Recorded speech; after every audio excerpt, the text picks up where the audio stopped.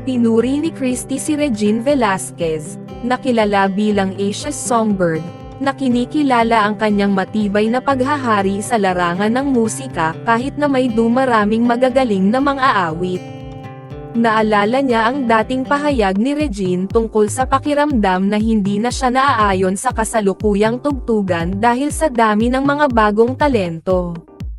Gayunpaman, binigyang diin ni Christie na patuloy na namamayani ang panahon ni Regine, nananatili sa unahan ng listahan ng mga magagaling na mang-aawit sa bansa.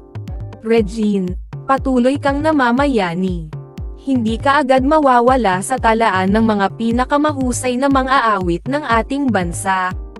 Napatunayan mo na noon, at patuloy mong ginagawa. Ikaw pa rin ang nasa trono, ayon kay Christie. Ipinaliwanag niya na bagaman may iba pang teknikal na magaling, si Regine pa rin ang nangunguna. Kamakailan lang, may pagdami ng mga online petition na nagsusulong na kilalanin si Regine bilang isang pambansang alagad ng sining sa larangan ng musika.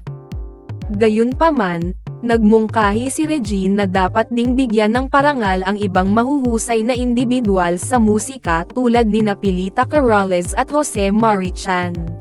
Si Regine Velasquez, o si Regina Encarnacion Ansong Velasquez Alcacid sa totoong buhay, ay kilala bilang isang mang-aawit at kinilalang Asia's Songbird.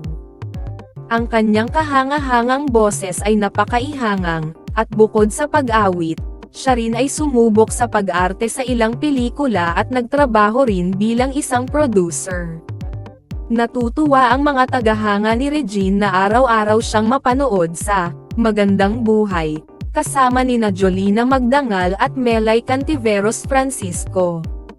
Mahalaga ring banggitin na sa palabas na ito, unang tinawag ni Regine si Melay bilang Asia's Comedy Queen. Bukod sa morning talk show na ito at sa kanyang regular na pagganap sa ASAP tuwing linggo, abala rin si Regine sa kanyang mga concert at show.